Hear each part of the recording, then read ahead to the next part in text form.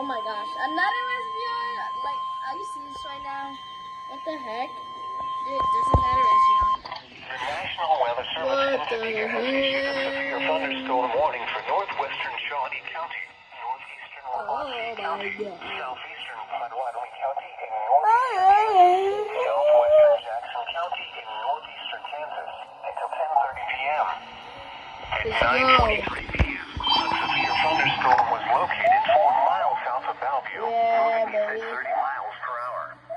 Hazards include 2 inch hail and 60 miles per hour wind gusts. Oh my This is a radar indicated threat. The following effects are expected. People and animals outdoors will be injured. Expect hail damage to roofs, siding, windows. Baby.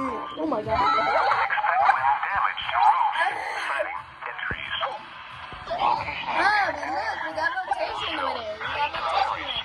Silver Lake, Maple Hill, Texaco, Bellevue, Delia, and Willard. This includes Interstate 70 between mile marker 332 and 333.